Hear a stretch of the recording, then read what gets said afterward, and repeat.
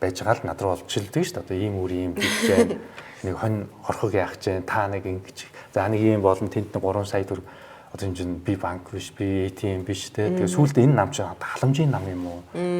Тэгэл ерөөсө зогсоо зайгүй л энднээс мөнгө гэсэн хүмүүс л ингээл Сайн мэцхан үзэгчдээ томчуудаас нэвтрүүлгийн шинэ дугаар эхлэхэд бэлэн боллоо. Энэ удаагийн зочноор нийслэлийн иргэдийн төлөөлөгчдийн хурлын төлөөлөгч Тулгат надтай ярилцахаар ирсэн байна. Миний урилгыг хүлээн авч ирсэнд баярлалаа. Баярлалаа. Би нэг томчуудаас асууя гэлөө те. Өөрийгөө бас нэг том хэрэгж байгаа сонир сонсогддог. Тэр жаа томчуудаас гэдэг чинь өөр юм гой концепт захгүй ирээдэг. Тэгэхдээ анхаарал татна ямар ч гэсэн те. Ингээд хийм болоо гэдэг те. За 4 жил төлөөлөгч хийлээ. Энэ төлөөлөгч юу хийдэг хүн юм бэ? Ер нь шүү дээ. Одоо нийслэлийн төлөөлөгч тийм. Нийслэлийн төлөөлөгч нь нийслэлийн одоо удирдлага гэдэг энэ хүмүүс бол иргэдийнхаа өмчийн үнцнийг өсгөөд явж байгаа хүмүүс. Гэдэг өнцгөөс нь би хэлмээр. Тэгвэл одоо юу гэдэг ингээд амьдрах хүчний гоё болгоно тийм асуудлын шийдэн нохтыг хөгжүүлнэ гэл бүгд яг тэгж ярина тийм үү. Хүмүүсийн анзаард үзүүл бол тэр ихгүй. Одоо ингээ хүн гэдэг амьдралаа нэг байр авлаа. Зээл тавиад тийм. Тэгээд нөгөө байрных нь одоо юу гэдэг ингээ 90 тойронд нэг сайн сургууль хүрээд ирэхэд өмсөж чинь. Зам талбайн засагдаа ногоон байгууламжтай болчихвол өсөж чинь. Тэгээд ер нь ингээд одоо юу гэдэг юм бусад юм орчин тийм ингээ сайхан болохоор. Хэрвээ яг эсрэгээрээ одоо нодон жишээлбэл Баянсүрт дүүргийн одоо 43 дугаар хороо өдр гэдэг тэр сэлб болын 70 сэтрээд ингээд доошоо гараж усмус ороод тий. Тэгэн гут чинь ингээд тэр хавийн зам ам өвдрэл. Тэгэхээр яг үгээр тэр оршин суугчдын үнцэндээ унжиж байгаа байрных нь тий. Тэгээ ер нь бол одоо нийслэлийн төлөөлөгч хүн бол оршин суугчдын өмчийн үнцнийг өсгөх, хамгаалах ийм л хүмүүс гэж бас хэлж болно. Бас тийм тий энэ ч өмчтөө өөр гэсэн юмтай байх гад тэрийг нэгдсэн журмаар хамгаалах хэрэгтэй шүү дээ. Ер нь бол одоо ингэж байгаа байхгүй. За би яг үер ярьсан дээр жишээл ярил та. За дайрхт ингээд үер боллоо тий. Тэгэн гот маш олон айлын хашаа байшин эвдэрч цөөрээд тэгэн гот хүмүүс заа ингээд энийг ингээд дүүрэг нийслээс бидний амьдралд ингээд нөхөн төлбөр гэх юм уу тий. Тусламж үзүүлээч гэж хүсэлт гаргал бөө юм болол уулзаал. Яг тэр ингээд газраа би ингээд бас төлөөлөгчөөр ингээд яваал юм гэж. Тэгэн гот одоо юу гэдэг ингээд нурцсан тэр байшин ер нь яг өмнө ямар байсан гэж үсэх юм. Тэ. Тэр зурганд байсан юм байгаа юм уу? Хийц материал нь яг юу юм? Ер нь тэрийг яг хийдгэж үнэлэх юм. Тэг хідэн төрөний үнцэнтэй өмч хөрөнгө байсан болоод эсвэл тэнд амбарч гэсэн үнцэнтэй шүү дээ. Тэ. Байсан бол одоо яг тэрнийх нь нөхөн төлбөрийг өгөх ёстой юм. Ер нь өгөх ёстой юм уу, ёсгүй юм уу? Тэ. Ёсгүй гэж үзвэл тэр хүмүүс хохирол үлдэн л тэ. Байгалийн одоо гамшиг давж шүүцсэн зүйл. Тэ. Энэ ингээд тэгвэл энэ чинь байгалийн гамшиг давж шүүцсэн зүйл тэр хүмүүсийн асуудал юм чинь хайчаар бас нэг асуудал үлдчихэд байна да. Ер нь энэ асуудлыг цаашдаа яах хэрэгтэй гэдэг юм байгаа. Тэгэхээр ингэх хэрэгтэй уулна. Ерөөсөө л одоо манай одоо гэр оролтч бай, одоо амьдарч байгаа хүмүүс цуслангийн байшингууд байна те. Өөрийнхөө тэр өмчийн үнэлгээг гаргаад бүртгүүлээд тэгээд хөрөнгөхийн татварыг төлөөд явж байгаа байхгүй өмчийнхаа те. Татвараа төлөөд бүртгэгдээд явж байгаа хүний өмчийг харин хамгаалах үүрэг нь дараа нь яаж юм хэрэг нийслэлтэй тийм хотод үүсэж байгаа байхгүй. Тэр иргэдийн. Чигүүрэн тодорхойлж дээ. Бол тэр яг юу хийснийг хэн мэддэг. Нэгдүгээр, хоёрдугаар тэр хүн хизээч татвар төлж байгаагүй. Тэр хураамжаа төлж байгаагүй хүнийхийг яагаад хотын нийт иргэдийн татвараас ч юм уу те мөнгнөөс тэр хүнийхийг нөхөн олгож өгөх хэрэгтэй ингээд энэ логикийн асуудал таахгүй. Тэгээ ер нь бол одоо бид нар бол нийслэл бол цаашдаа яг орон сууц бол ингээд бүртгэлтэй улсын бүртгэлээрээ ингээд явцдаг те. Гэхдээ энэ дээр бас дахиад асуудал байгаа. Цааш нь ярих юм бол зүгээр ер нь одоо ингээл том цуслангийн газар гэлмэл гаа наавал хашаал те. Уул руу гарах гэр ингээл том хашаанууд ингээд. Хөл тэр хүмүүсээс окей төлбөрөө тэр уул руу жирийн иргэд зорчиж чадахгүй байна те. Хаагдчих юм. Яг нөгөө талаас хамгаалаад байгаа юм бас. Байгалыг. Тэгвэл гаа навжаал тэрний хамгийн нэгдвэл татвараа төл. Тэгээд янз бүрийн одоо байшин барилга объект юу гэдэг энийхээ үнэлгээг нь гараад өөрснөө мэдүүлээд бүртгүүлээд татвараа төлөөл яв гэдэг ийм зарчим бол айгүй шодрог. Тэгээд нийслэлийн байд юм уу дүүргийн удирдлага одоо нийслэлийн иргэдийн хурлын төр чинь дүрм журм бодлого боловсруулж байгаа хүмүүс. Энэ хүмүүс бол энэ хүмүүсийнхаа өмч хөрөнгийн үнцнийг хамгаалах, хадгалах ийм үүрэгтэйгээр ажиллана. Одоо ингээл энэ хойшоогоо ч юм уу эсвэл тэрэлжийн тийш ч юм уу уул руу гарах гэх нэрээ хашаалцсан байдаг шүү дээ. Тэгэд яг цаанаас нь улсаас хамгаалаад тэр уулыг хамгаалаад байгаа юм гэхээр айлууд уулаа. Дандаа хувийн тий. Тэгээд тэрийг мөнгөтэй болохоор л авчиж байгаа юм. Тийм мөнгө танилцал тий одоо юу гэдэг юм гээл дээгүүр доор гүйж байгаа л тэгэл анх авахтаа тэр чинь аялал жуулчлалын зорилттой мөрөлтэй гэж авч байгаа шүү дээ. За зочд буудал байрн мэн одоо юу гэдэг юм ийм турист кемп мэн тэр гэж байгаа л ингээл том томор нь авчихна. Тий тэгээд шодрог биш л тий. Тэгэхээр зүгээр яг шодрог зүйл нь яаж нэг зүйл шийдэхтэйг бол татвар хаамж аваад явах хэрэгтэй. Үйл ажиллагаа үнэхээр тийм турист кемп яаж байгаа юм бол тий. Тэр ингээд авсан тэр хашааны хэмжээгээр татвараа төлнө. Одоо нэг ингэдэж штэ хин юу хийх нь тодорхой биш болчиход штэ. Ерөөсөө тодорхой биш. Төлөөлөгчхээр юу хийх юм, гишүүн нь юу хийх юм, сайд нь юу хийх юм га холилдоод тий. Одоо ч хотын дарга бол стратеги гаргаад төлөвлөөд амар сайн менежер хүн байх хэрэгтэй л тэнцээ засаж байгаа зандаа очиж идэг ч юм уу тий. Энэ тодорхой байдлуудыг ер нь хэн тодорхойлох хэрэгтэй юм. Одоо тэр чи үүргийн заах хэрэгтэй шүү дээ. Иргэдэд одоо ингээд шаардлага тавихад хинээс гэдгийг мэдэхгүй шүү дээ. Яг хоо би дахиад одоо би чи ер нь төсөв санхүүгийн хүн байхгүй миний яг уг одоо мэрэгжил маань бол эдийн засгч тий төрийн санхүү. Тэгэхээр ингээд тэрийг бас бид нар юутай ууж ярих хэрэгтэй гэхээр дүүрэг үйл ажиллагаа явуулахдаа ямар одоо санхүүгийн хүйсрээр үйл ажиллагаа явуулдаг. Хинээс авдгийг. За тэгэн гот дүүрэг бол яадаг вэ гэхээр хувь хүний орлогын албан татвар. Хувь хүний орлогын албан татвар орж ирээд дүүрэгт төлрөөд дүүрийн асуудлыг шийдэхэд тэндээс зарцуул тэгээд яв. За дээр нь одоо тэмдэгтийн хураамж, хүү торгуулийн орлого төр гэдэг ингээ байгаа. Бас одоо жишээлбэл одоо бууны хураамж гэх чинь тийм ингээд одоо хүмүүсийн тэр болгон мэдгүй бас жижиг сажиг хураамж минут байгаа шүү дээ. Ийм орлогоор бүрдсэн энэ төсвийг дүүрэг захиран зарцуулаад өөрөө мэдээд дүүрэг иргэдийн хурал хийгээд шийдвэр гаргах нь төсөө батлна. Тийм ингээ. За нийслэл яадаг вэ гэхээр нийслэл болохоор аж ахуйн нэгжийн тухайн нийслэлийн нутаг дэвсгэртэй аж ахуйн нэгжийн орлогын албан татварын 40% нь нийслэлд үлдэнэ. За бас дахиад ийм бас орлогод байгаа. За үлдсэн одоо аж ахуйн нэгжийн орлогын албан татварын 60% яаж нэхэр шүү сангийн ам улс руу очиж байгаа. Тийм. За нөөт бол тэр чигээрээ улс руу. Гайлийн одоо энэ онцгой татвар материал ингээд улсын одоо төс рүү орчиж байгаа. Тийм. Тэгэхээр хаанаас мөнгө авч ийн тэндээ үйлчлэх хэрэгтэй гэдэг зарчим байх хэрэгтэй болж байна. Тэгэхээр одоо дүүрэг бол яаж яах гэхээр зөвхөн дүүрэг шүү дээ. Сум дүүрэг манайх чинь нөгөө аймаг нийслэл сум дүүрэг гэж явж байгаа шүү дээ. Тэгэхээр сум дүүрэг бол одоо хувийн орлогын албан татвараас төрийн үйлчлэгийг хүргэж байгаа учраас тэр хүн амдаа үйлчлэнэ гэдэг юм логик байгаа юм. Байгаа юм. Гэхдээ энэ бол бас дутуу буруу. Ер нь бол одоо бид нар яах хэрэгтэй вэ гэхээр аж ахуйн нэгжийн орлогын албан татварын 30% нь дүүрэгтэй үлддэг тийм. Дахиад нэг 25% нь нийслэлд үлддэг. Тэгээ цаашгаа одоо улсын төс рүү ордог ч юм уу тийм ийм байх хэрэгтэй. Японд бол тийм байгаа. Ингэчээж яах вэ гэхээр дүүрэг одоо жишээлбэл дүүргийн засаг дарга нэг хүн одоо би ч л байж гэж бодъё тийм ээ. Тэгэхээр энэ хүн яаж явах хэрэгтэй вэ гэхээр тэр дүүрэг дотроо аж ахуйн нэгжүүдийг дэмжиж бизнесүүдийг ингэж одоо цэцгэлүүлж хөгжүүлж өөрийнх нь татрын орлого нэмэгдэх байхгүй юу? Тэ тэгэхээр ингээд улам ингээд ажиллаа хийн тэ одоо эерэг цикл үүсгэх гэдэг шүү дээ. Тэ тэгэн гот төсвийнхаа орлогыг нэмэгдүүлэхийн тулд аж ахуйн нэгж бизнесүүдэд дэмжин жинкнээсээ дэмжиж эхлэх байхгүй юу? Манайд өнөөдөр тийм биш учраас тэр одоо Баянзүрх дүүрэг дотор тэ Хаан банк байна уу, Mobicom байна уу, эсвэл одоо яад нэг ямар нэгэн стартап бизнес байна уу байхгүй тэр дампуурч гэнэ үү, босч гэнэ үү яг үндэ бол шууд утгаараа бол дүүрийн засаг даргатай нэг тийм сонир асуудал биш. Тийм сайн компаниудыг татаж оруулъя гэх инсентив сэтэл байхгүй. Яг үндэ бол байхгүй.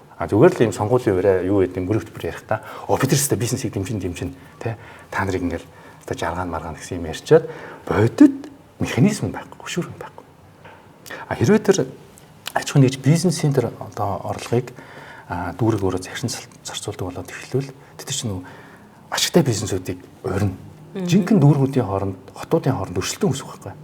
Тэ? Булаацлах нь шүү дээ. Сайн бизнесийг тэ. Эсвэл стартап гэдэг юм ингээ хөгжиж байгаа бизнесүүдэд жинхнээсээ дэмжиж эхэлнэ. За та нар минь айтайхан яваад өгөөч гэдэг ингээд. За хувийн орлогын албан татвар гэдэг чинь юу гэхээр хүмүүс айлхаар ажилтай байлгахыг хүснэ. Тэ? Тэгчээд нөгөө чинь орлого аав. Дээрэс нь одоо нөгөө яг альбом бус орлоготой хүмүүсийг албажуулах юм руугаа явна. Тэ? Ингээл одоо нэг лангуу одоо юу гэдэг худалдаа 8 ирэхлээл маш томоор мөнгө эргэлдүүлээд байгаа бас иргэд байгаа шүү дээ. Тэгээд ямар ч бүртгэлгүй татвар байхгүй.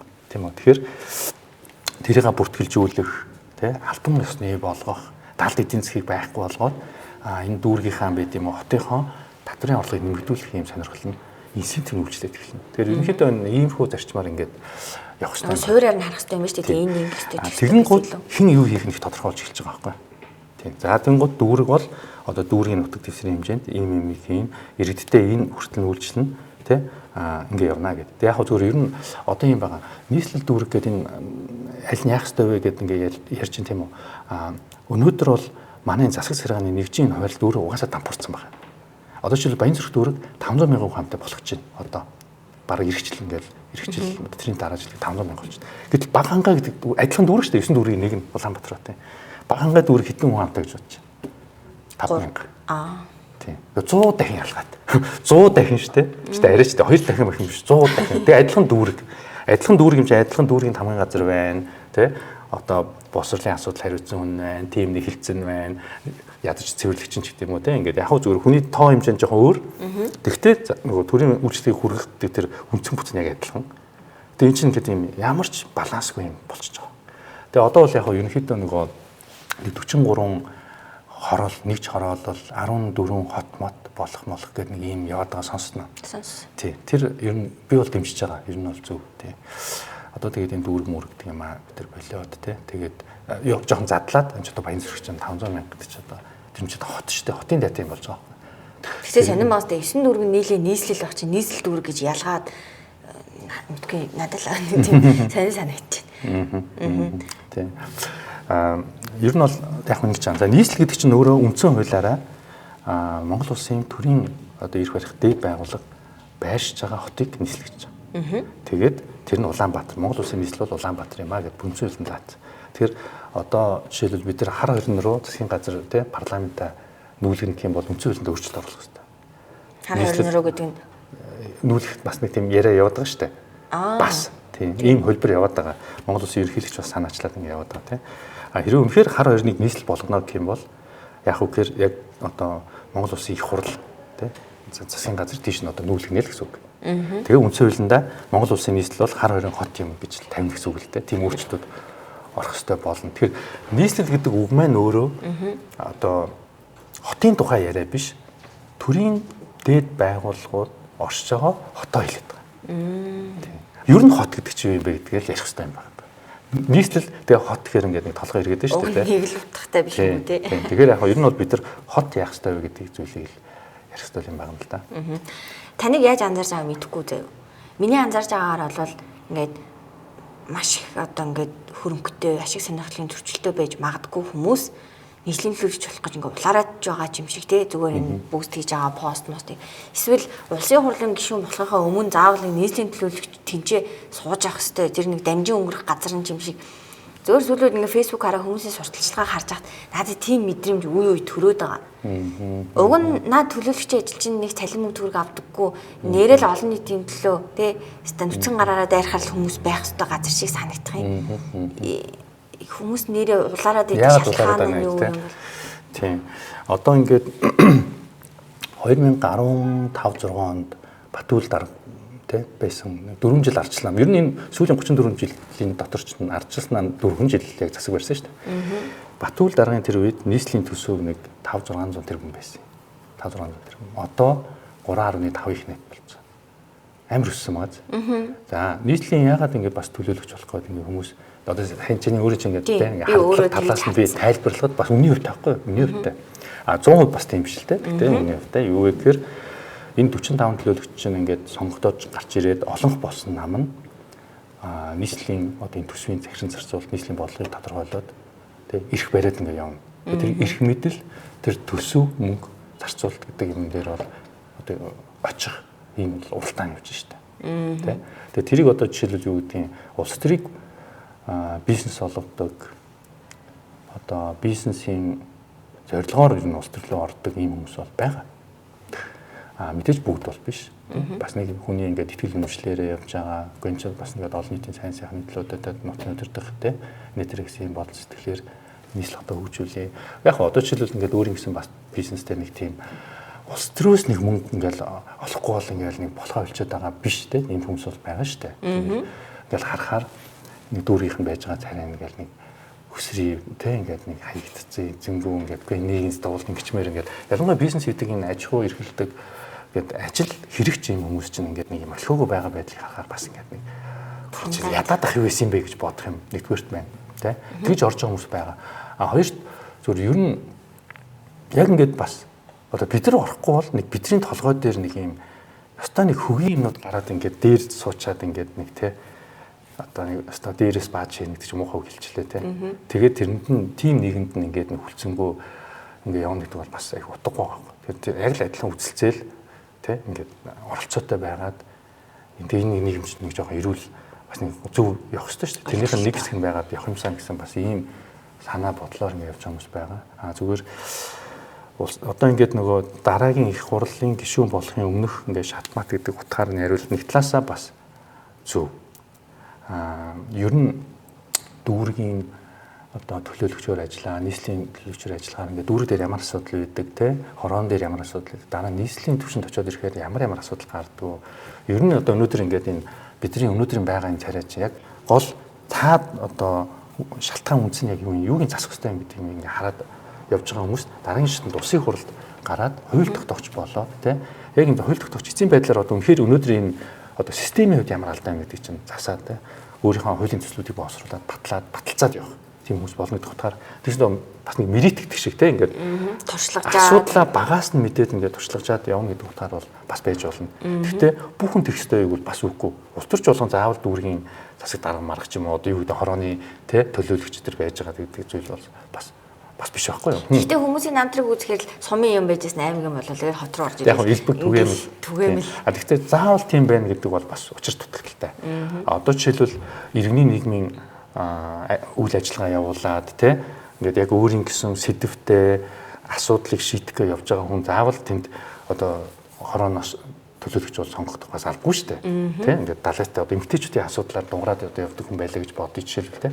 Тэгэхээр тэрийг ингээд нийгмийн том компанид ажиллагаа ингээд явж байгаа хүнийг за энэ хүн одоо ингээд жишээлбэл усын хурлд ороод хууль тогтоогч болоо явах та. Гэхдээ заавал нийслэлийн төлөөлөгч байх хэрэгтэй гүлэнж бас айгуу сонир асуудал л да. Тийм тэгэхээр яг бүгд бол тийм биш. Тэгвэл ер нь бол бас амьдралын яг тэр нөгөө анхан шатны иргэдийн зовлон тэр хөрсөн дээрх асуудлаа мэддэг хүн усын хурл руу орно гэдэг бол бас нэг талаас их хэрэгтэй. Тэгэхээр иргэд өөрсдөө тэр төлөөлөгчөөс сонгохдоо хашир байх хэрэгтэй байна тий. Ер нь бол тийм. Би таны тухай мэдэн лээ. Та сонгуульд ялагдсан шүү дээ. Тэгээд нэг удаа ч хэд удаа ялагдсан уу? Би ер нь бараг ялагддаг шүү дээ. Би бол одоо сүүлийн үед ялагдаад байгаа юм. Би дүүрэгт 2 удаа ялсан, нийслэлд 2 удаа ялаад тэгээд манай намчин нэг 2 хуваагдах үед одоо нэг талд нь те нөгөө цахим сонгуул болж байсан. Тэр талд нь намын даргын сонгуульд ороод ялаад ингээд ер нь бол би орсон бүх сонгуульд ялжсэн байхгүй. Сая бол усын хурлын сонгуульд бол төрийн сонгуульд анх удаа ялагдсан. Тэгээ яагаад та байнга ялагдсан юм шиг мэдэмж төрөд байгаа юм бэ? Өмнө нь нөгөө 20 онд нэр дэвшүүлээгүй, нэр дэвших эрхээ авч чадаагүй. Тийм. Тэгээд тэрийг хүмүүс жоохон андуураад идэв юм шиг л. Тэгээ яг нөгөө намын дотоод одоо нийслэлийн арчил намын даргын сонгуульдаас орж ирсэн нөтөн жил. Тэрэнд бол ялагдсан. Намын дотоод сонгуульд. Тэгээд тэрнийг бас бодож магадгүй л те. Зингүүд энийг асуусан шалтгаан юу гэхээр та бол одоо ингээд Японд боловсрал эзэмшсэн таны боловсралтай бол ингээд ярих юмгүй байгаа байхгүй. Тэгээ таны ярьж байгаа юмыг сонсохоор ингээд айгүй улс өртөө эвтэх ярьж өгöd байхгүй. Тэгээ нийгэм чинь боловсралыг хүлээж авахгүй юм уу? Нам чинь боловсралыг хүлээж авахгүй юм уу? Гэхдээ яг уу ялагдл гэдэг бол би сая бол одоо усын хурлаар ялагдсныгаа бол би бол бас дутуу ажиллаж гэж бодсон. Ер нь альва ер нь ажил улс төрч ганцхан биш те бизнесийн ажил одоо юу гэдэг амьдралд ер нь зөндөл олон саад бишээр байгаа шүү дээ.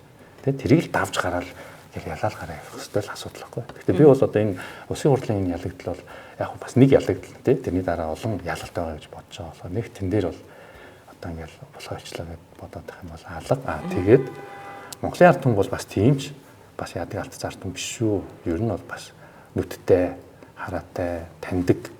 Би бол одоо өнгөрсөн хугацаанд арчилсан нам олон ялагдл хүлээсэн. Гэхдээ Монголын ард түмэн бас зөв дүнгийн тавьсан гэж боддог. Манай намын бас байгаа царин шүү дээ. Сая их хурлын сонгуулийн үр дүн 42 арчилсан намс 42 хүн гээд гишүүн болоо гараад ирсэн те. Би бас өмнөдөө Монголын ард түмэн бас энэ арчилтаа хайртай л юм байна гэж. Айгу баярлсан. Ийм одоо хүнд байгаа нам. Чи бараг сая улсын хурлын сонгуульд орохын өмнө бол баг сөрөгчний дуу хоолой гараагүй шүү дээ. Гараагүй шүү дээ. Гаргаж хэцүү байсан. Ингээд нэг 2 3 хуваагдчих магад арай ч ивлүүлж мэлүүлсэн нэг юм те тэгэл маш хүнд байдалтай ингээд л хөөх юм манай ард түмэн арчлан нам. Одоо яг ингээд нөгөө нам дугуйлдгаараа бол бүр ардын намтай ерөөсөн маш ойролцоо өгсөн шүү дээ. Тэгээд дээрэс нь чинь ганцхан арчлан нам биш те одоо ингээд арчлан намч нөр үндэсний эвсэл хаваагдсан байж тэг шинэ нам иргэний зориг те эрх баригчдын эсрэг одоо тэр юу гэх юм улс төрийн хүчин маань бүгд ингээд бас задарсан санал нь хаваагдсан ийм нөхцөл харин ч нэрээ яаж бас ингэж санал өгсөн юм. Овоодоо гэж бодож байгаа. Нам гэдэг бол үзэл санааны нийтлээ гэд уншаад ойлгоод тийм нэг үзэл бодолтой аливаа асуудалд одоо нэг зарчмаар ханддаг хүмүүс нэг нам болоо хамтрах. Би одоо монголчин нам юу болоод байгаа юм. Гаргаж илээвэл аль нь жаах юм гэсэн юм шиг энэ тентхийн намаас нэр дэвшиж байгаа хүмүүс ч байхын. Тэгэд яг үзэл санаа нь юу юм гэхээр баруун зүүнийг ялгахч айгүй хэцүү болоод ч явчих шиг. Зөвхөн таныг нэг олон улс сурсан тэр туршлагаар чахаад нам юу нь ямар ах хэвтэй. Манай энэ нам гэдэг гаруудын царай нь юу нь ямар ах вэ? Би бол яг өнгөрсөн хугацааны ингээд намын дарга нарын алдаа дутагдлыг харахад мэдээж яг хүн болгон л өөрөө өөрснөө тухайн үедээ лидер хийгээл манлайлал те бас ингээд нуруундаа үрэл явсан байх. Гэхдээ ер нь ингээд намын удирдлага намын дарга хүний хамгийн чухал нэг хоёр зүйл байгаа. Нэг нь бол тэр тухайн намын яг ингээд одоо үзэл баримтлалын үндсэн суурь үзэл баримтлалтай үнд зүйлийн манаач нах хэрэгтэй. Тэгээ сонгуулийн амлалтын уралдаанд ороод тэгэл бишээ шууд холбирол те ийм мөнгө тараа тийм халамж өгнө гэж ингээд давхи явчихдаг биш. Яг энэ байр суурин дээрээ бэж идэх жанжин шум хадгална маш чухал. Манай ардчилсан нам яагаад ялагдаад байсан те түүний цаад нэг шалтгаан бол энэ үзэл баримтлал гэдэг ийм жанжин шумаас хазайсан замаасаа гарсан тэгээд гарангуутын чинь дотор янз бүрийн өвчлөлттэй хүмүүсийн бөөгнөрл болчихж байгаа байхгүй зүгээр л тэгэн гут чинь санаа нийлэхгүй энэ ийм шал өөр юм яриад тэтгэврийн одоо тий зээлийг тэглэнэ гэж одоо хуучин манай намаас сонгох зэрэг хэлэхдээ юм ярихад нөгөөд нь үгүй тий наа чинь барууны одоо ардчилсан намын суурь үзэл санааны харшаа гихчээний ингээд тий ийм байдлаар ингээд орчих. Тэгэхээр нэгдүгээр нь үзэл баримтлал гэдэг нэг зангидах ийм зүйл бол одоо намын удирдлага, намын дарга болоод улс төрийн зөвлөл мөглөөд энэ удирдлагуудын хамгийн чухал тий одоо барьж явах хэрэгтэй зүйл. Хоёр дахь зүйл нь үндсэн дүрм. Энэ чинь олон нийтийн байгууллага тийм үү ингээд олон хүний community тий дүрмээрээ л захирагдаж явна. Бүгдээрээ улс төрийн амбицтай, өрсөлдөөнтэй. Тэгэн гут энэ дүрм өөрөө дүрм биш болчвол тэнд зүгээр ой ширэнгийн хууль үйлчлэнэ. Хин чанга ойрлсон нь хин баг булчинтай хин нөгөөдгөө зоддож айлгсан ч юм уу те ийм рүү орч. Тэгэхээр нам бол дүрмээ одоо намын дарга удирдлага гэдэг хүмүүс бол дүрмийг ягштал мөрддөг, мөрдүүлдэг юм байх ёстой. Тэгээ ингэжээж энэ нам чинь бол яг нам шиг нам байж те эндээс чинь одоо яг хөө нэгдүгээрт одоо үзэл санаан дээр суурилсан бодлого хөтөлбөр нэгдүгээрт боловсрогдоод явж байгаа хэвээр. Тэрнийхэн дагуу тэрийг нийгэм түгээх ажил явуулж байгаа хэвээр.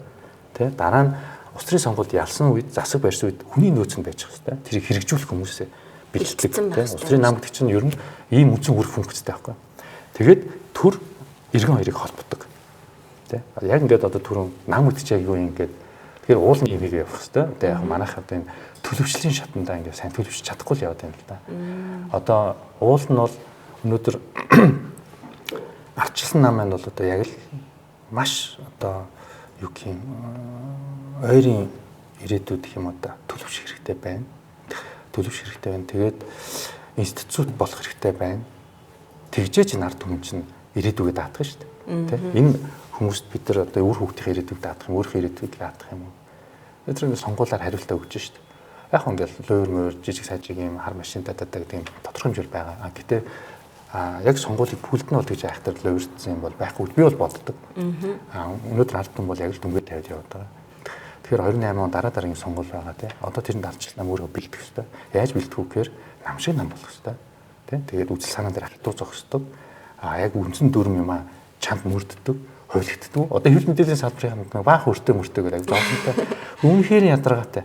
Тэгэл нэг юм янз бүрийн дэнчин мөнгө татаж аавна тий. Төлбөр тэгснэ нөгөөдг нь худлаа авалж таарна ч гэдэм үү тий. Би ч юу юм би байгууллага юм байж болохгүй шүү дээ. Ийм дампуу лөөрийн байж болохгүй байхгүй. Тэгэд ийм байхад яаж ард түмэн санал өгье тийм байна. Тэгэхээр энэ ингээд нам өрөм яг төлөвийн хамгийн чухал хоёр багны нэг нь иргэний нийгмийн байгууллага, нэг нь сэтгүүл зүй гэхэд сэтгүүлч нараа хорчоод тэгээд сэтгүүлч нараас мөрөд байгаа ном яаж ер нь хүчтэй байх юм бэ? Тэг яг үнд. Тийм дээр бол үнэхээр байж болшгүй. Би ч одоо яг Японд төгсөн тэр нөгөө Японы нийгэмд ингээд одоо компанид би бас 5 жил ажиллаж байсан. Японд бол одоо юу гэдгийг төлбөр хугацаанд төлбөр төлнө гэдэг бол бүр хамгийн чухал одоо юу гэх юм одоо нөгөө зүйл байдаг л да компаниудын хувьд. Нэг өдрөөр хоцроход л энэ ерөөсөө тэр компани нэр хүнд те баг энэ дампуурч байгаа мó гэдэг шиг л асуудал үүсдэг. Төлбөрийг яг хугацаанд төлнө гэдэг зүйл бол бүр хамгийн чухал одоо тэн дээр бүх point одоо ачлалтлаа өгдөг. Монголд энэ зүгээр ингээл гэрээ байгууллагаас ахуулаад тийм шүү дээ. Тийм. Би ч одоо бас ингээд нөгөө томхон аж ахуйн нэгжийг бас өдөртөө явж байлаа. Тэгээд төртэй харьцан төрөөс дахиалга аваад те. Тэгээд нөгөө төр нь өөрөө засгийн газрын өөрөө мөнгө төлөхгүй.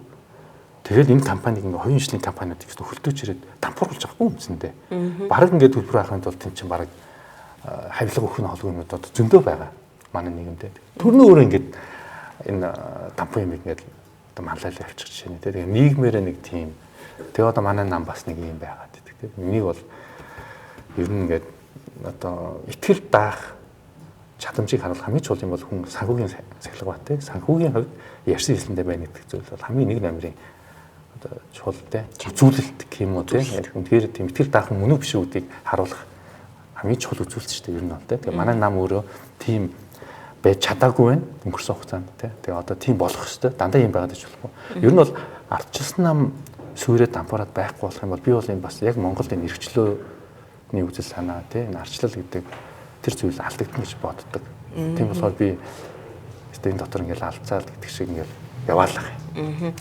Арчил их чөлөө гэснээс танд ингэ санагддаг нөгөө арчил гэдэг нь жоохон буруугаар ойлгоод ингээ нөгөө өөдөөдөөс лайв хийхийг бараг би их чөлөөд орно амьдэрж чинь нийгэмд амьдэрж чинь тэ битээ хуц гээд ингээ дайраад идэж байдаг юм.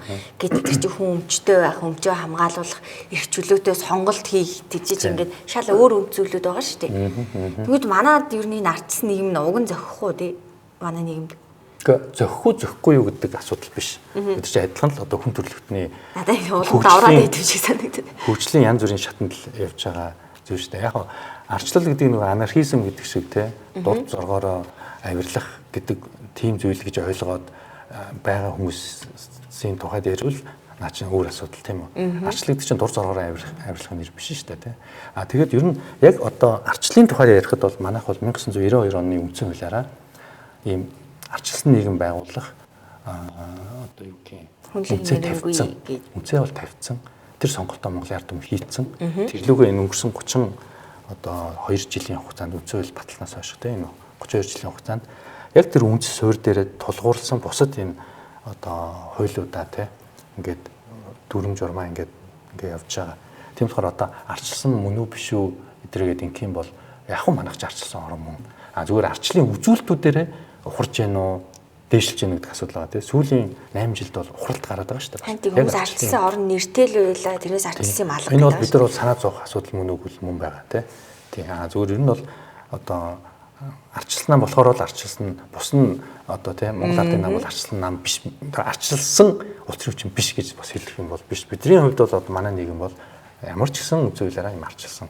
Тэгээд энийгээ харин арчлал гэдэг бол яг байнга тордож хамгаалж тэ бэхжүүлж явж явах хэрэгтэй зүйл. Цэцэг шиг ингээл услаад явж байхгүй бол нэг өдөр л дарангуйл гараад ирэх магадaltaй тэ.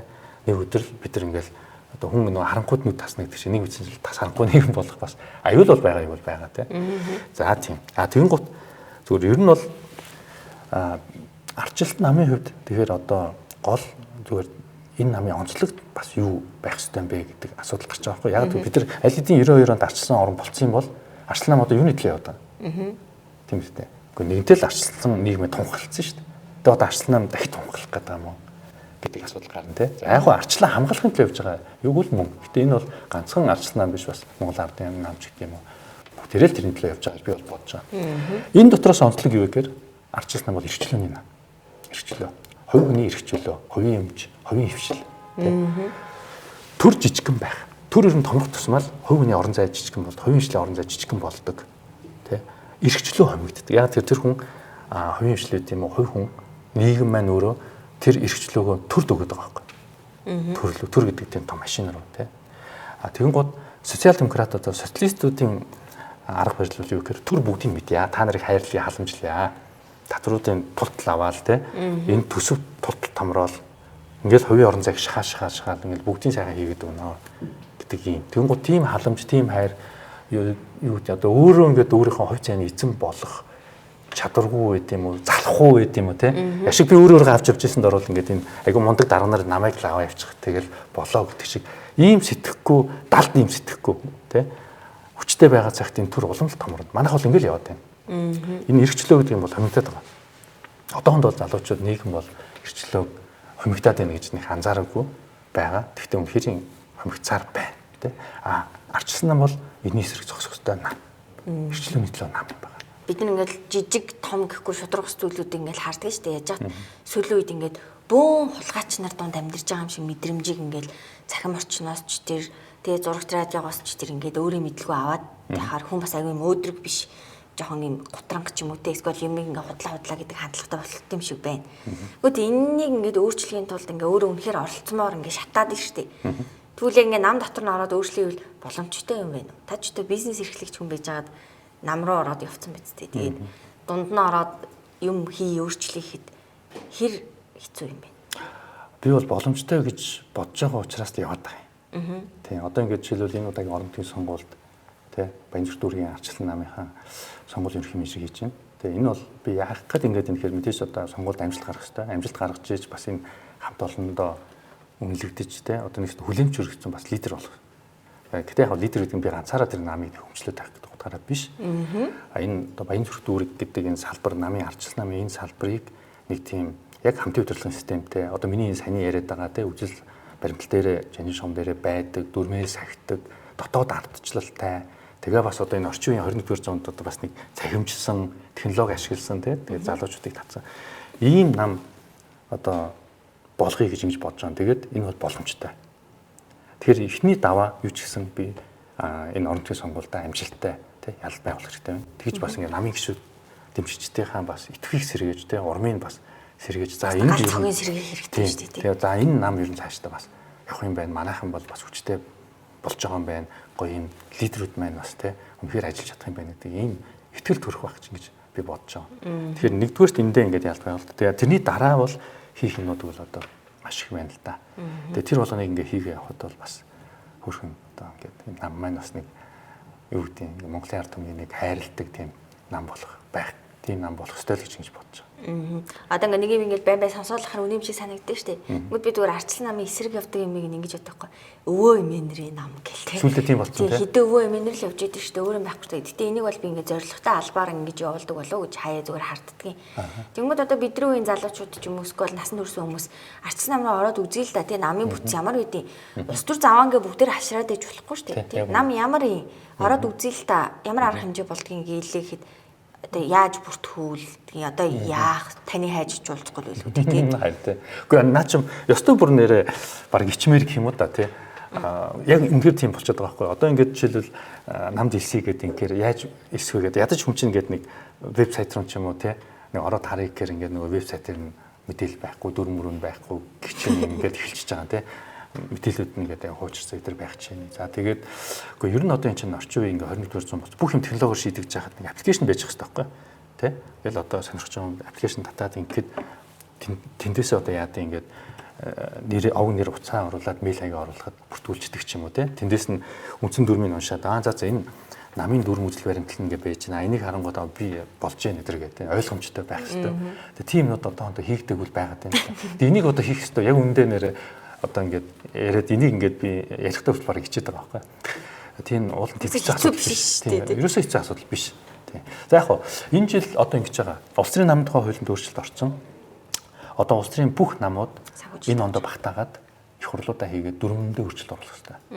Дүрмэндээ өөрчлөлт оруулаа гэдэг чинь ер нь шат шатныхаа одоо сонгуульт байгууллагуудаа дахин баталгаажуул сонгох монгох ингээд нэг зэгцлэх бөөн процессууд явагдана. Бүх улс төрийн намын хувьд. Тэгээ манай намын хувьд ч гэсэн энэ явагдана. Тэгэхээр одоо энэ орон нутгийн сонгуул дуусны дараа бол энэ юм руу нэлээд гүн орж таарах байх гэж бодож байгаа. Тэгэх юм бол одоо бас яг тэр үед те нэг юм жижиг сэлж галтгооны манич гэдэг юм шүү дээ. Тэрийг бас янзлах хэрэгтэй тийм. Нэг юу яадаг штэ. Одоо ингээ нэг намын дарга гэж хүн байгаа штэ. Тэнгүүдээ ингээл үндэсний бодлогын хороо ингээ нэг минийхээр нэг хорооноос эхлэл дүүрэг гэл жоохон юм шатууд тавиад тах шиг байгаа. Тэнгүүд одоо ингээл зүгээр явж байгаа нэг дүүргийн хүн намынхаа тухай ярихаар намын дарга яриаггүй байхад тэг чи ярьдаг юм биш юм. Артсан нам нэг тийм байх ёсгүй те.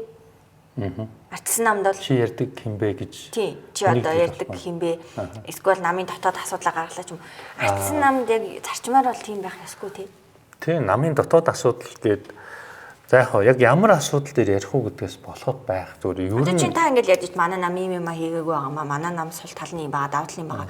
Окей ардчилсан орнд 2 хүн үг солиод үзэл бодлоо солилцож штий. Тэнгүүд одоо чи таныг ингээл те энэ намын тухай юу яриа яваад байгаа юм ч юм уу нэг тийм хүү үзлүүд зүгээр энэ улс төрд явж байгаа хүмүүс тунд байгаад байдаг жоохон имэлт байгаад байдаг гэж санагдаад байгаа. Тийм ер нь бол ардчилсан нам бол нэртэл нам байх хэрэгтэй. Тийм хамгийн ихний зарчим нь үстэй. Тийм сайн муугаа те ил харуулдаг те тэгжээж эн чинь ер нь хүн чинь ингээ хүний хуураад яваад ич болохгүй ч те ард түмнийг ч юм уу нийгмийг хуураад те амар гоё нам шүү бид нар ч та алж байгаа шүү гэсэн мөртөл дотроо ялзарсан байна гэх юм бол эн чинь хуурж ял гэсэн үг шүү дээ. А нээлттэй байна, бодиттой байна гэдэг чинь бол энийг ч хурахгүй байна гэсэн үг л те. Байгаагаараа сайн ч бай, муу ч бай байгаагаараа те. Тэгэхээр бол нээлттэй байх хэрэгтэй. А гэхдээ түрүүн чиний яриан дотор нэг ийм гарсан нөгөө ардчилсан намын нэрийн өмнөөс ярьдаг хинбэ гэдэг. Тэ. А энэ бол харин бас нэг өөр юм асуудал байгаа шүү. Юу гэхээр улс төрийн байгууллага намыг бас төлөөлж ямар шатанд хэн ярих вэ гэдэг асуудал байна. Яг байгаа. Тодорхой нийгмийн асуудал дээр ардчилсан нам байр сууриа илэрхийлж байгаа бол тэр нь ч илүү намын дарга ч юм уу те. Дараа нь эсвэл улс төрийн зөвлөл дээр хуралдаад гаргасан шийдвэрийг хэвлийн төлөөлөгч ч юм уу танилцуулна гэдэг бол тусдаа асуудал. Түүнээс ингээд дур зоргоороо нэг ÜБХ үндэсний болгоороо нэг гишүүн манай намын тийм гэдэг юм бол яг тэр хүний л бодол болохоос биш намын аль бисний байр суурь бол биш те. За энэ нийслэлийн түвшинч ярьж болно. Нийслэлийн ардчилсан намын байр суурь гээд одоо нийслэл холбоотой асуудлаар байр сууриа илэрхийлэх те. Энэ дээр яг тодорхой эрх бүхий хүмүүс илэрхийлнэ гэсэн биш. Ийм тийм бас нэг өөр хүн яриад байвал чи эрх бүхий хүн биш те гэдэг асуудлыг бол ярьж болно л доо. Зүгээр ардчилсан намын гишүүд өөрийнхөө үзэл бодлыг хуваалцах ярих те. Энэ бол чөлөөтэй. Тийм энэ ардчилсан нам юм байж ч л ардчилсан намаараа байна. Зөвсөж ингээл хайрцаглаад те чи ингэ дуурж болохгүй ингэхгүй тэхгүй гэдэг тийм бол одоо магадгүй коммунист нам гэх юм шүү дээ. Би таньс нэг юм асууя. Өөр асуух байх гэж асуух гэж чаддаггүй.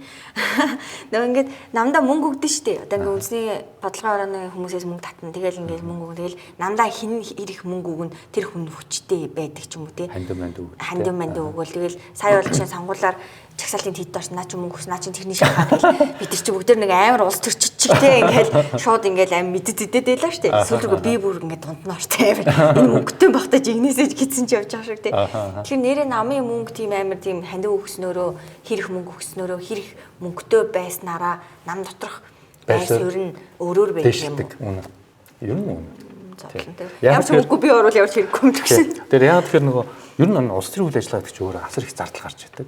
Тэгээ тэр мөнгийг тэнгэрээс ч юм ингээд бэлэн нэг газар байж ахгүй шүү дээ. Тэгээ хаа нэгтгээс татаж таарна. За ингээд намын гишүүдээс авах татвар хураамж шиг тийм үү жишээлбэл дүүргийн нам орооны гишүүн бол дүүргийн нам орооны гишүүний татвар гэдэг жилийн 500 мянга 700 мянга төгрөг байгаа. Тухайн дүүргийн аймгаас хамаарат дүүр. Тэгээ нийслэлийн намын орооны гишүүний татвар гэж чинь жишээлбэл нэг жилийн сая 500 ч гэдэг юм уу те. Ингээд үндэсний болгон ороо гэрээ ингээд 3 сая маяг гэдэг. Тэргээр төвлөрч байгаа одоо санхүүжилт тий тэр бол тодорхой ингээд урсгал зардал ингээд нэг үйл ажиллагаанд зарцуулагдаад яг улс төрийн томоохон акт магт сонгуул монгол гэсэн юмд бол бас хаанач хэрэггүй л тий тэгэхээр гарцааг улс төр гэдэг юм бол бас ингээд хандив дээр тогтоо явж идэг. Тэгэн гут чинь мэдээж томоохон хандив өргөсөн хүмүүсийн байр суурь нь бол бас л хүчтэй болчдөг. Энэ бол одоо яалтчгүй тийм. Гэтэ олон улсад ч гэсэн юм байна тий. Үүнээс тэгтэл зайлсхийхийн тулд яах ёстой вэ гэхээр одоо манай энэ улс төрийн намтгын хуулинд орсон сайн өөрчлөлт нь юу вэ гэхээр төрөөс тодорхой санхүүгийн нэмжлэгийн намуудад. Гэхдээ парламентэд эзэлж байгаа суудлаар нь ч гэдэг юм уу тийм тэр мэргээр нь ингээд одоо санхүүжилтийг хийж яа гэж. Энэ бол нэг талаасаа зөв. Яагаад тэгэхээр нам хин нэгэн олигархийн ч юм уу карманд орохгүй. Тэ ингээд тодорхой хэмжээний санхүүжилт авах. Гэхдээ найл нөгөө хандив гэдэг юм бол явагдана. За би одоо жишээлбэл одоо ингээд сонгуул удирдаад ингээд явж байгаа хүний хувьд те бас ингээд хандив мандив би ингээд хүнтнаас бас босгоол ингээд явж ийн л да яг үндэ. Тэгээ хэцүү байна. Тэгвэл нэг хүнээс том хандив бол авахгүй гэсэн байр суурьтай тодорхой ингээд баг хин нэгний одоо хараанд те жишээлбэл манай нам бол орж болохгүй байхгүй. Улс төрийн үйл ажиллагаанд бол хандив бол зайлшгүй те одоо тэр нь бол ингээд явж л таа. Тэгээ тэр хүмүүсийн намдах оролцоо байд юм уу тэрийг нь бол бас мэдээж хангана шүү дээ. Тэгээ тэрийг бол учиртай л надад сантаа хандна. За гэхдээ би санхүү мөнгө ярьсных цаашдаа яах ёстой вэ гэдэг нэг юм байна. Өнөөдрийг хүртэл ардчилсан нам. Энэ одоо юу гэдэг улс төрийн лидерүүдээс мөнгө татдаг, бизнесийнхэн дэмждэг бизнесийнхнаас мөнгө татдаг. Энэ татсан мөнгөө юунд ашиглаж яах гэхээр нэг тийм намынхаа гişүүдийн дунд хүлээн авалт байт юм уу? Арга хэмжээ зохиоход тий одоо ингээл байж байгаа л над руу олж шилдэг шүү дээ. Одоо ийм үр ийм гэж нэг хонь хорхог яах гэж та нэг ингэж за нэг ийм болон тэнд нэг 3 сая төгрөг одоо энэ чинь би банк биш би ATM биш тий. Тэгээ сүүлдээ энэ нам чинь халамжийн нам юм уу? Тэгэл нэрсээ зогсоо зайгүй л энднээс мөнгө өгсөн хүмүүс л ингээл тий. Гэтэл уул нь одоо би тэр нэг 5 сая төгрөг гэдэг юм уу 20 сая төгрөгийг чинь юунд бид нар зарцуулах хэрэгтэй вэ гэхээр бид нар бодлогын судалгаа хиймээр байна. Тэ? Дараа нь улс төрийн хаагчудаа хиймээр байна. Тэрийг хэл мэдээлэлтэй хамтарч ажиллаад олон нийтэд түгээмээр байна. Ийм мөнгийг авчиад нэг юм намын дотоод одоо янз бүрийн ингээд нэг хайр халамж чимшиг эсвэл баг худалдаа автахгүй юу? Одоо намын тэр лидерүүд одоо өөрөө тэр тухайн шатанда дарга марган ч юм уу байхын тулд гişүүдийн чинь бас нэгсэндээ худалдаа авт хийж гэнэ гэсэн үг шүү дээ. Тэгээд тэр тийм нөхцөл байдалтай байгаа үед энэ нам хизээж бас өргөчихгүй. Чи хязгаартай шүү дээ. Нэг юм пати одоо үдшилэг зохион байгуулахад за нэг 200 хүн тий бүх мөнгөний л одоо нэг намын дарга марганы гэдэг юм хитүү ингээл дандаа хувьяасаа гаргаал ингээл явахар чинь 1000 хүн болгож чадахгүй. 2000 хүн болгож чадахгүй шүү дээ. За ингээд 200 хүнийг ингээд нэг сайхан нэг орой сайхан болгочхоор цаана дахиад 300 гомдчихно. Намайг оруулаагүй. Намайг юу нэг намын гишүүнээс хайцсан байна тэр гэл ингээд. Бид нар одоо барууны нам те бид нар яах ёстой вэ гэхээр ийм юм бүр хаяад үйл ажиллагаа маань өөрөө такстай явж байгаа.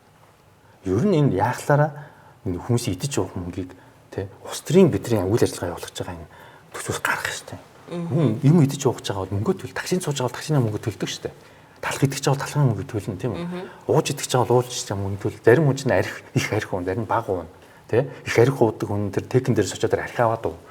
Пив тэ ганц пив уудаг хүнд ганцаагаа аваад тэр мөнгө төл 10 пив авдаг энэ тэр аваарга аваад ингээд эн чинь шодрох. Орохт нь такстай үйл ажиллагааны те тэгээ нээлттэй таксаа зарлчихна тийм үү. Одоо ингээд бид нар жишээлбэл Английн консерватив намын томоохон саммит чуулга уулзалтанд оролцох хэрэг байгаа шүү дээ. Интернетээр одоо ингээд тавлагч зарлагч бүртгүүллээ нэг $200 төллөө тийшээ Монголоор нисэж очих те зардал мардлаа өөрөө шийдчихвэл очиод тэнд ингээд оролцох хэрэг нь бүр юу Английн юмтай Монгол хүн очиод оролцох хэрэг нээлттэй байж байгаа байхгүй. Тэгээ яг мэдээж бас тэр чинь ингээд тодорхой шатны байна те бас бүр ингээд засгийн газрын түвшний парламентын түвшний хүмүүстэй уулзалт хийх нэтрэгээд тэгэхээр бас нэг тийм янз бүрийн цензурууд байгаа. Ерөнхийдөө ингээд татвар юмаа төлөөд хураамжаа төлчих юм бол та бол юмдаа ингээд оролцоод явах нээлттэй гэдэг ийм зарчим үйлчлээд байгаа байхгүй. Тэрийг ингээд суулгах хэрэгтэй шүү дээ одоо. Тэгэхээр одоо манай нам бол тэгх ёстой. Ер нь үйл ажиллагаа явуулахдаа нэг те тасгаад. Тэгэхгүй бол одоо яг үндэ бол бас одоо хатуухан хэлэхэд өөрийнхөө амьдралыг яа гэж байгаа хүн улс төрийн үйл ажиллагаанд оролцоод явах гэж өөрөө айгаа маш одоо аюултай байхгүй тийм үү. Тэр хүн яах гэж орж ирж байгаа. Чи улс төрийг мөнгө л болох гэж орж ирж байгаа шүү дээ. Үгүй тэгэхэд өөрөө тэр идэж явах юмхаа мэдчих чадахгүй бол зүгээр ажил хий. Тэг нам мамаа бойл үгүй тийм биз дээ. Яг хоо мэдээж хүн итгэл үнэмшлээрээ арчс намаа дэмжиж мэмжээд оролцоод энэ яв тэрийг нь сайхан нээлттэй орхино. Тэ? Тэгтэл одоо юу гэдэг ингээл оостой ингээл яагаад гэдэг ямар ч орлого байхгүй. Тэгээд ингээд нэг сонгол Монгол болонгууд тэрийг бизнес болгодог. Тэг ийм бас хүмүүс байгаа тийм. Нэг ихтэйгэн гараад ирдэг. Тийм. Тэгэхээр тэр мэрэгэл одоо зэхслийн юмуд бол зөндөө л байна. Тийм дээ яг юм харилцааны л асуудлууд байгаа хгүй тийм ингээд тодорхой болгох харилцааны миний ингээд харж байгаа. За одоо сүүлийн асуулт. Би одоо танд ингээд баг 23 түнтэйгээ ярилцж гин үү. Тэгээ би нэг юм ерөөсөө ойлгохгүй. Энэ улс төр хийн гэдэг чи одоо яана гэсэн үг. Зүгээр ингээд нэг мэдээллийн сайт дээр те нэг үг хэлнэ штэ. Монгол өөрчлөгдөх ёстой гэл ингээл бүх хүн мэдж байгаа юм хэлэхээр улс төрийг яваад гэлээр тэгээд байхгүй. Тэгээ би тэргээрээ ойлгохгүй яг юу нь улс төрийг. Юм үтсээр байгаа үгүй. Идвүцдэг болчих. Тэгэхээр улс төр хийн гэдэг чи одоо та надад нэг эвтэйгэн тайлбарлаад өгнө шүү дээ. Баска чи одоо ингэх юм бол улс төр хийн гэсэн үг ээ. Эсвэл би ингэж нэг улс төр хийжээ сайн ч юм уу? Улс төр хийн гэж яг юу вэ гэдэг. Харин тий. Одоо миний бүр ингэж инээ түрээд байгаа юм юу гэхээр зүгээр нэг хүн хөвлийн хурлыг ингэ юм ярьдэн шүү дээ. Одоо бид авилгаас салах хэвээр салаад ястаа. Бүгд мэдж байгаа асуудал тий. Тэнгүүд ингэ амар улс төр хийлээгээд ингэ цуурж муураад тэгснэ нэгэнтээ энэ ингэ гарцсан багт би гарсангүй марсан гэдэг. Би нэгэрсэн. Би одоо нэг хитрхий жоо сургагчийн маягтай харилж магадгүй. Тэгээ шууд толгоонд орж ирж байгаа нь юу гэхээр ингээ бид нар ингээд нийгэмд байгаа нэг асуудлыг шийдэх гээд байгаа байхгүй тий. Бүхэл хүнд тийм бодлоо шүү дээ. Асуудлыг шийдэх гээд байгаа тий. Тэгээ тэр нь хувь хүн бол өөрийнхөө асуудлыг өөрөө шийдээ явчихна тийм үү. ингээ олон нийтийн ингээ нийгмийн асуудлыг шийдэх чинь ингээ нийгмийн дэг журам байт юм хуулиар шийдэд явна те. Тэр асуудлыг шийдэх дарцыг нь байт юм уу тэр бодлого төлөвлөгөөг нь гаргах нь улс төрч хүний ажил шүү дээ.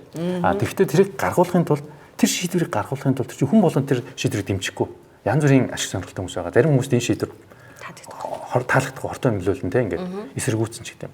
Тэгвэл энэ шийдвэрийг гаргуулахын тулд тэр олонхын саналыг татах те. Тэгээ олон илүү олон хүнээр хүлээн зөвшөөрөгдөх те. Дэмжлэг авах гэдэг энэ зүйл энэ өрсөлдөөн бол яг улс төрийн өрсөлдөөн улс төр хийх гэдэг ажил бол ерөөсөө л энэ. Олон нийтийн анхаарал өөрхөө сэдвийг аваачих те. Тэгээд дэмжлэг авах тэгээд яг ингээд тэрийг төрийн шийдвэр болгоно гэдэг маань өөрөө яг үгээр одоо яг л нөгөө сонгуульд орох тий улс төрийн намын зохион байгуулалтанд орох гэдэг юм орчих байхгүй. Одоо жишээлбэл иргэний нийгмийн байгууллага төрийн бус байгууллагч гэсэн олон нийтийн анхаарал аливаа асуудлыг гаргаж ирж тавьж болно. Гэхдээ яг тэр байгууллагч өөрөө хууль тогтоогч бол бас биш байхгүй. Зөвхөн хууль тогтоогчдод тэрийг аваачиж өгөөд хуулийн төслийг нь өгөөд байт юм уу тий дэмжүүлээд явна гэдэг зүйлийг бол хийж болно. Яг тэр шийдвэрийг гаргах хууль болгох нь бол улс төрийн одоогоор бид нар бол одоо дэлхийн нийтэд ч тийм бай улс төрийн намууд яг нам бус бие даагчд нар байдаг. Гэхдээ ер нь л одоо улс төр гэдэг чинь хамтаараа багаараа бичиж явагддаг тий үйл ажиллагаа. Яг ганц одоо бие даацсан хүмүүс тэр том шийдвэрүүдийг гаргаад явах тийм боломж бол яг үнэндээ бол байхгүй. Тэгэхээр улс төрийн намууд бол тийм юм хийгээл явах юм учиртай. За тест эвтэй хийлж өглөө. Тэгсэн одоо ашиггүй дээ. Би бүр энэ улс төр хийн гэдэг эхлээл би амар гайхдаг гэсэн сүүл рүү би одоо юу ингээл боломжгүй би улс төр хичээлдэг гэмээр санагдаад. За тэгээ миний ярилцлагад ирсэнд баярлалаа. Яг ийм нөгөө номон дээр байдаг хэрнээ би мэддгүй юмнуудыг л хүмүүсээс асуугаад олон нийтэд мэдээлэл хүргэх замаар одоо тийм зорилготой төвчүүлэхгүй. Тэгээд энэ манай хүнзээ багийн сэтгүүл. Тэгээд миний ярилцлагад миний урилгыг хүлээн авч ирсэнд баярлалаа. Тэгээд амжилт хүсье. Баярлалаа. Энэ ингээд харахаар одоо яг ингээд ер нь уул нь бол яг арчилсан нам болно шүү дээ. Яг л залуучуудад хамгийн таалагддаг нам байхгүй. Яг тэгвэл хүн залуу байх тусмаа эрхчлөөнд дуртай байдаг. Тэ? Ер нь залуу хүн чинь ингээд ээж аав маав миний амьдрал битгий оролцоотой. Тэ? Өөрийнхөө байх гэдэг шүү дээ. Хүн ингээд нас явах тусам хүний одоо юу гэдэг юм. Одоо бүр ингээд ахмад настай болоод ирэх тусам бусдаас бас хамааралтай болоод эхэлнэ. Тэ? Ялангуяа тэтгэврт гараад ажил орлогын боломжгүй болоод ирвэл одоо шууд нөгөө төрөөсч байт юм үр хүүхдээсээ хамааралтай болж эхэлж байгаа байхгүй тий. Тэгэхээр ингээд илүүтэй нөгөө би гэдэг хэрэгчлэнээс илүү бусдын хайр, халамж, хамгаалал тийм хэрэгтэй болоо явчихсан. Хүн залуу байх тусмаа би байхгүй. Тий. Уул нь яг хэрэгчлэн залуучууд юм. Яагаад ийм байх ёстой гэж гэдэг үе дээр хөгшрөнгөтэй угаасаа л юм байдаг шүү дээ болчдөг гэсэн шүү дээ.